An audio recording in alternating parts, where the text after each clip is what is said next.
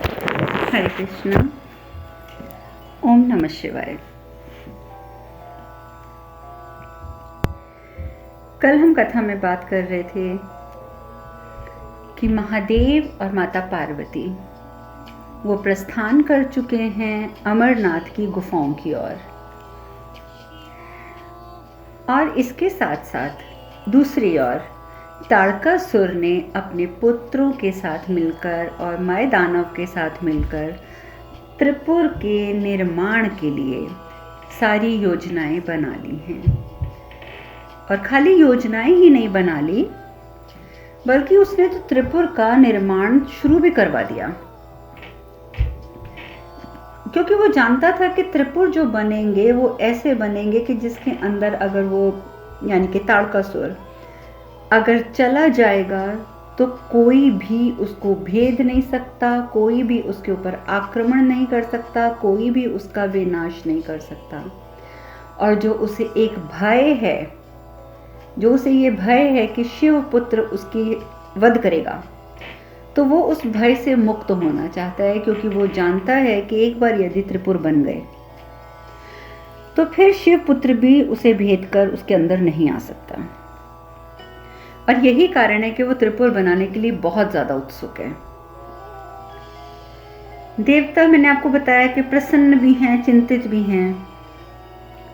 प्रसन्न इसलिए हैं कि उन्हें लग रहा है कि अब तो शिव का पुत्र उत्पन्न होना निश्चित है। चिंतित इसलिए हैं कि कहीं ताड़कासुर अब इस काम में कोई बाधा उत्पन्न ना कर दे। और दूसरी ओर महादेव और माता पार्वती तो अपनी यात्रा पर चलते जा रहे हैं। किस यात्रा पर? अमरनाथ तक पहुंचने की यात्रा पर। चलते चलते महादेव के मन में एक ख्याल आता है कि अब मुझे इन तत्वों और अलंकरण को त्यागना होगा। कौन से तत्व और अलंकरण? तत्व में वो मानते हैं नंदी को भी, नंदी उनके पीछे पीछे उनके साथ साथ चल रहे हैं। और अलंकरण यानी कि अपने अलंकार किसको मानते हैं, अपने आभूषण किसको मानते हैं? वो चंद्रदेव को मानते हैं, नाग देवता को मानते हैं।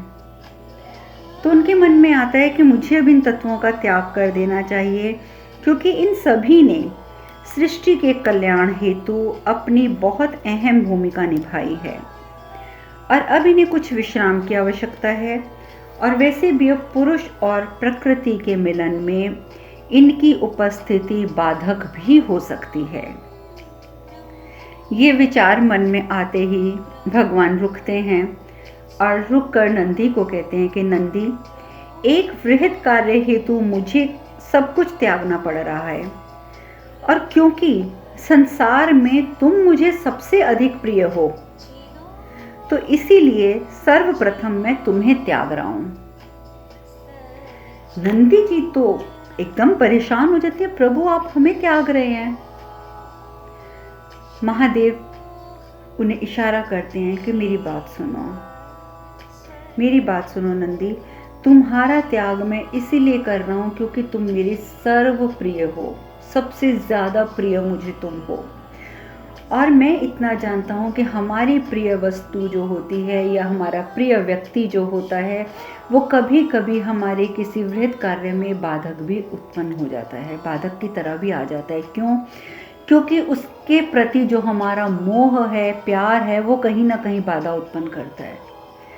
तो मैं एक अगर कार्य हेतु इस समय तुम्हारा त्याग कर रहा हूँ, तो मुझे ये लगता है कि तुम मेरी भावनाओं को समझोगे। इसीलिए मैं तुम्हें आदेश देता हूँ नंदी, अब तुम कुछ समय के लिए यहीं विश्राम करो। कुछ समय के लिए मतलब तब तक तुम यहीं विश्राम करो जब तक मैं यहाँ पुनः वापस नहीं आता। नंदी महाराज हाथ जोड़कर कह देते हैं, प्रभु जैसी आपकी आज्ञा, क्योंकि आपकी आज्ञा शिरोधार्य है। तो भगवान भी प्रसन्न होकर आशीर्वाद देते हैं, कल्याण हो। और महादेव और पार्वती की इस अमरनाथ यात्रा के मध्य में महादेव ने इस स्थान पर, जहां पर कि उन्होंने नंदी का त्याग किया है, ठीक है, यहाँ पर नंदी जी तो थे, वो नंदी के रूप में यानी कि बैल के रूप में विराजमान हो गए थे और प्रभु के इंतजार में बैठ गए थे कि जब तक प्रभु वापस आकर मुझे अपने साथ नहीं ले जाएंगे मैं यहीं रहूँगा। और वो स्थान बैल ग्राम के नाम से जाना गया, क्योंकि यहाँ पर नंदी जो बैल थे उन्होंने विश्राम किया था, तो बैल ग्राम के नाम से ये जाना गया था, जो आगे चलकर पहलगांव के नाम से प्रसिद्ध हुआ, जो आज भी पहलगांव के नाम से जाना जाता है। और आप लोग जानते हैं कि अमरनाथ की जब यात्रा पे जो लोग जाते हैं तो जो उनका पहला पड़ाव आता है वो पहलगांव ही आता है, जहाँ पर नंदी जी विराजमान हैं। अब प्रभु कुछ और आगे चलते हैं। आगे चलकर वो चंद्रमा और नाग देवता जो हैं उनके गले में जिनको उन्होंने धारण किया हुआ है वो उनका त्याग कर देते हैं। चंद्रदेव और नागदेव प्रकट होते हैं, हाथ जोड़ते हैं, तो प्रभु कहते हैं कि मुझे आप दोनों से अब विदाई लेनी होगी। सामने एक शिवलिंग होता है जहाँ पर वो नाग देवता को और चंद्र देवता का त्याग करते हैं। वो कहते हैं, महादेव कहते हैं कि मेरे लौटने तक आप दोनों मेरे इसी प्रतिरूप पर विश्राम करो, यानी कि इस शिवलिंग के ऊपर आप जो है विश्राम करो। और वो दोनों भी हाथ जोड़कर कहते हैं जैसी प्रभु आपकी आज्ञा। और आप जानते हैं कि जहाँ पर महादेव ने इन दोनों का त्याग किया था वो स्थान शेषनाग झील के नाम से प्रसिद्ध हुआ। और ये स्थान आज भी महादेव यात्रा पर जब आप जाएंगे तो पहलगांव के बाद ये पड़ाव भी आता है जहाँ पर कि शेषनाग झील है और जो बहुत प्रसिद्ध है।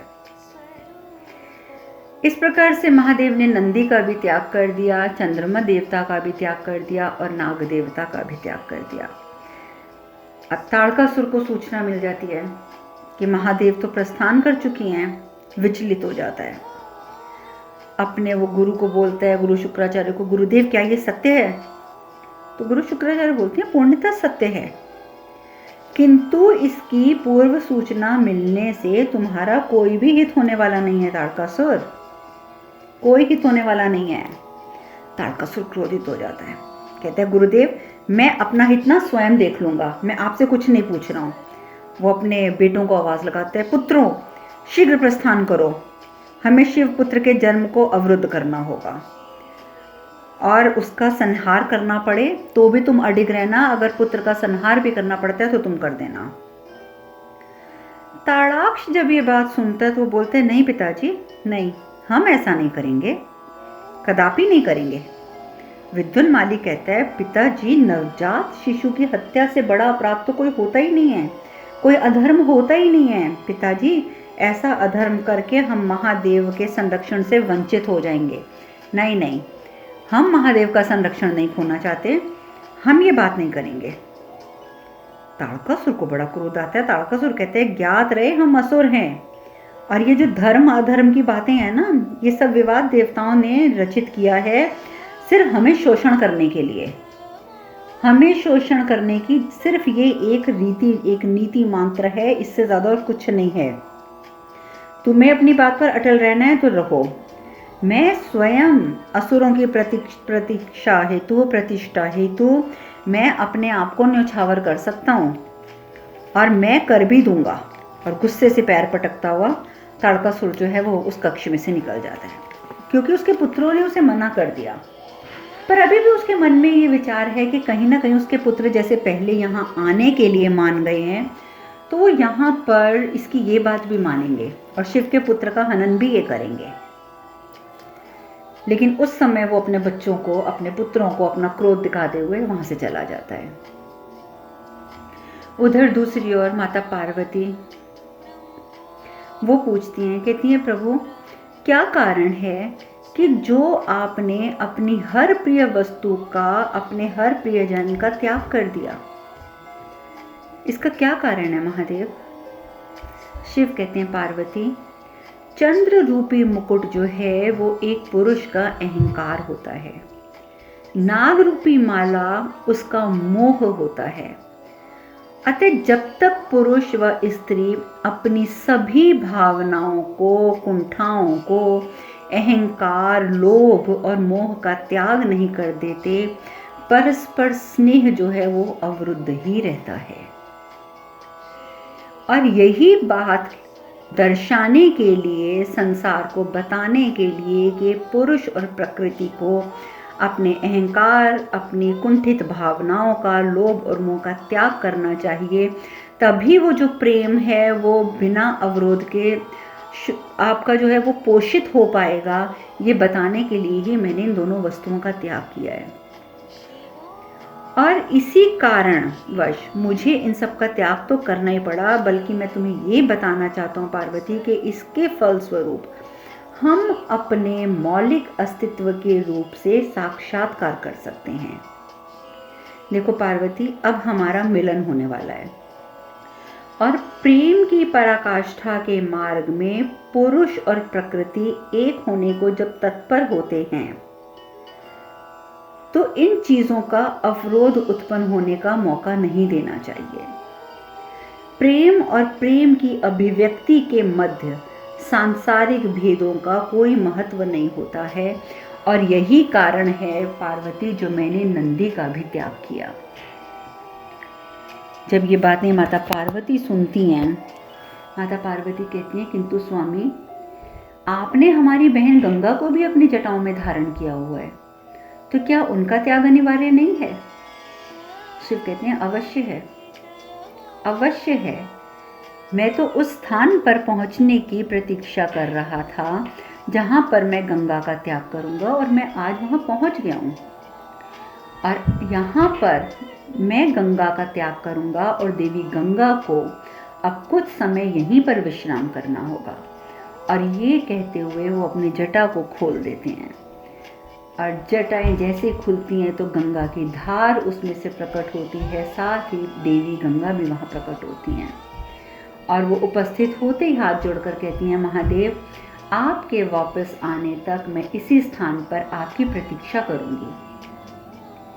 और अंत में महादेव द्वारा गंगा को त्याग करने वाला जो स्थान है वो कहलाया पंचकर्णी सरोवर, जो आज भी अमरनाथ गुफा के बिल्कुल पास में है और लोग उसको जानते भी हैं। लोग उसमें उसका पूजनीय जल लेकर, उसके जल को पूजनीय कहा जाता है, उस पूजनीय जल को लेकर उसमें स्नान भी करते हैं। उस जल में माथा तक टेका जाता है, क्योंकि सब जानते हैं कि जो पंचकर्णी सरोवर है ये माता गंगा है, जो विश्राम करने हेतु अमरनाथ की गुफा के समक्ष रुकी थी। तो इस प्रकार से आज आपने ये तीनों चीज़ों को जाना। जहाँ पर नंदी जी का त्याग किया गया वो बैलग्राम यानी कि पहलगांव के नाम से प्रसिद्ध है, और जहाँ पर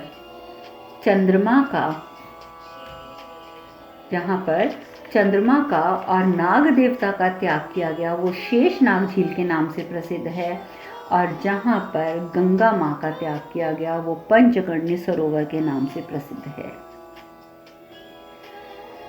ये सब बातें बताते हैं जिस प्रकार महादेव के मैंने इसलिए यहाँ पर गंगा का त्याग किया है। बात करते करते जब वो पलट कर देखते हैं तो हैरान हो जाते हैं कि माता पार्वती भी अपने आभूषणों का त्याग कर चुकी हैं। माता पार्वती जो एक राजकुमारी की तरह आभूषणों से हर समय रहती हैं सजी हुई, आज उन्होंने अपने सारे आभूषणों का त्याग कर दिया। महादेव ने जब उनको देखा तो माता पार्वती कहती हैं कि आपका कथन सर्वथा उचित है स्वामी, कि पुरुष और प्रकृति का मिलन नैसर्गिक अवस्था में ही होना चाहिए, तो इन आभूषणों का क्या काम, इसीलिए मैंने भी इनका त्याग कर दिया है। महादेव बहुत प्रसन्न होते हैं, कहते हैं चलो पार्वती अब हम चलते हैं। और इस प्रकार से चीज़ों का त्याग करते हुए महादेव और माता पार्वती अमरनाथ की गुफा में पहुंचते हैं। यहाँ पर माता पार्वती फिर प्रश्न करती हैं कि महादेव आपने हमें कोख के बिना पुत्र प्राप्ति का वरदान तो दे दिया है, पर ये कैसे संभव होगा महादेव, ये कैसे संभव होगा?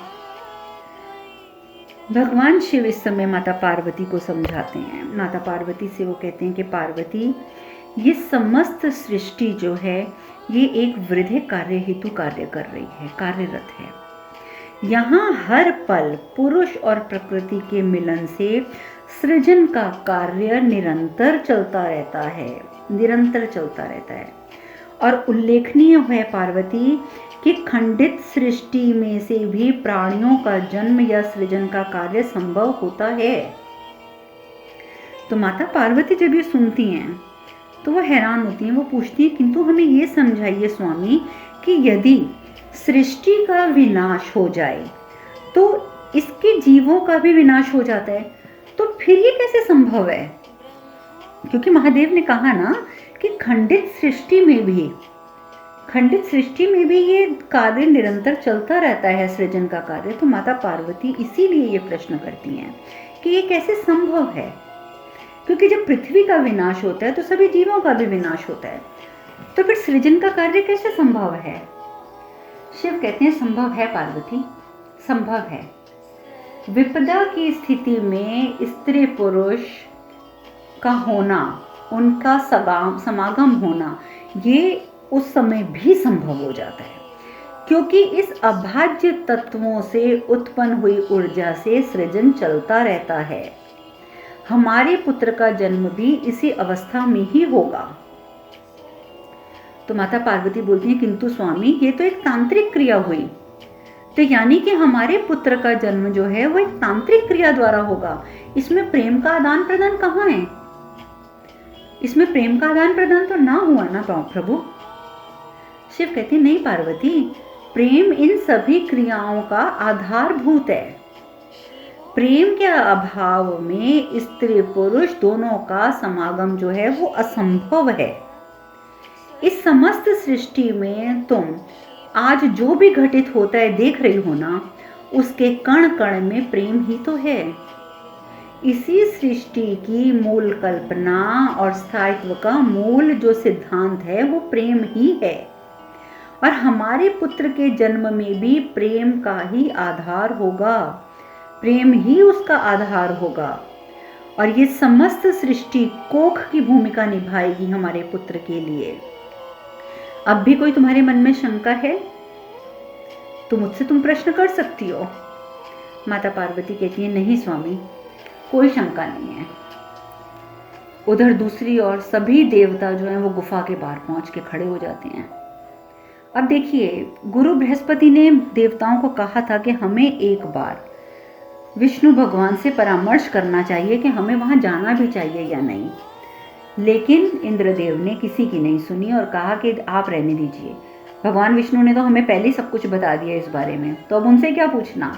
और वो सभी देवताओं को लेकर, अपने गुरुदेव को लेकर गुफा के बाहर जाकर बैठ गए थे, और साथ ही वो ये सोचते हैं, कहते हैं कि जब तक अवतरण नहीं हो जाता शिव के पुत्र का, हम यही प्रतीक्षा करेंगे। बृहस्पति गुरु जो होते हैं वो बहुत बुद्धिमान है, वो एक बार फिर टोकते हैं, कहते हैं लेकिन देवराज, जब महादेव ने हमें इसके संरक्षण का दायित्व सौंपा ही नहीं है, तो क्या हमारा स्वयं इस निष्कर्ष पर पहुंचना उचित होगा? मैं आपको फिर एक बार कहता हूं कि हमें एक बार भगवान विष्णु से परामर्श कर लेना चाहिए। इंद्रदेव कहां किसी की सुनते हैं, फिर बोल पड़ते हैं भगवान से परामर्श की क्या आवश्यकता है देवगुरु, जब सब कुछ योजना अनुसार हो रहा है, इसका अनुमोदन नारायण प्रभु ने पूर्व ही कर दिया है, तो अब ये समस्या केवल देवों की समस्या है। और ये बात कह के वो कहते हैं अग्निदेव, महादेव के पुत्र का आविर्भाव जो है वो ऊर्जा के रूप में होगा, और सृष्टि के संपर्क में आने पर ये ऊर्जा एक बालक का रूप ले लेगी, किंतु हमें भय है कि यदि सूचना ये वाली असुरों को हो गई तो अनर्थ हो जाएगा। तो इसलिए अग्निदेव, जब तक वो ऊर्जा बालक का रूप नहीं ले लेती, जब तक वो ऊर्जा बालक का रूप नहीं ले लेती, बालक का रूप नहीं धारण कर लेती, उसके संरक्षण का दायित्व मैं तुम्हें सौंपता हूँ, क्योंकि उस ऊर्जा के विस्फोटन को केवल आप ही संभाल सकते हैं, क्योंकि आप ऊर्जा के महान स्रोत हैं। और ये बात कहकर वो बाहरी प्रतीक्षा में खड़े हो जाते हैं सभी देव। अब माता पार्वती और भगवान शिव इस बात से अनभिज्ञ हैं कि बाहर देवतागण एकत्र हो गए हैं। देखिए, आप ये मत सोचिएगा कि महादेव तो सर्वज्ञ हैं तो उन्हें ये क्यों नहीं मालूम। भगवान भी जिनसे कनेक्ट होते हैं, जिनसे जुड़ जाते हैं, जैसे वो अपने भक्तों से जुड़े रहते हैं, तो वो उनका ध्यान रखते हैं, लेकिन वो हर समय हर एक की जिंदगी में तो नहीं देखते रहते ना कि कौन क्या सोच रहा है, क्या कर रहा है। जैसे अभी पीछे हमने कई घटनाओं की चर्चा करी कि माता पार्वती की जो माँ हैं मैनावती जी, वो जो भी सोच रही थी कैलाश पर और अपने महल पहुंचकर, तो महादेव को पता था। तो महादेव उस समय वहां पर ध्यान लगाते थे। क्यों लगाते थे? क्योंकि पहले तो माता मैनावती स्वयं कैलाश पर थी, तो वो जानना चाहते थे कि मैनावती के मन में क्या चल रहा है, क्योंकि वो उनकी अर्धांगिनी की माता हैं। उसके बाद उन्होंने ध्यान लगाकर माता की हर बात सुनी। तो वो इसीलिए सुनी, इसीलिए ध्यान में रखी, क्योंकि माता पार्वती उस समय माता के साथ धरती पर थी, हिमालय पर थी। इसके अलावा माता पार्वती की हर बात सुनते थे, लेकिन वो सबकी तो बातें नहीं सुनते रहते, तो इसलिए वो अनभिज्ञ हैं दोनों इस बात से कि देवतागण बाहर खड़े हैं। माता पार्वती कहती हैं कि स्वामी, हम किस प्रकार से प्रकृति का रूप और आप पुरुष का रूप हैं, क्या आप हमें यदि ये समझाएंगे? और यदि ये सत्य है कि अनेकों वर्षों से हम अलग रहने के पश्चात भी साथ कैसे रहे, और कोई संवाद न होने के पश्चात भी कैसे प्रेम की अविरल धारा बहती है, और कैसे हम सृष्टि में प्रेम का उद्गम बन रहे हैं और बने रहे हैं। महादेव, ये बहुत से प्रश्न हैं जो मेरे मन में चल रहे हैं, क्या आप ये बात हमें समझाएंगे? महादेव कहते हैं, जरूर पार्वती, जरूर। अब माता पार्वती को महादेव क्या समझाते हैं, क्या उत्तर देते हैं, ये चर्चा हम कल करेंगे। आज हम कथा में यहीं विश्राम लेते हैं। हरे कृष्ण कृष्ण कृष्ण हरे हरे, हरे राम राम राम हरे हरे। आप सब खुश रहें, सुखी रहें, स्वस्थ रहें। हरे कृष्णा।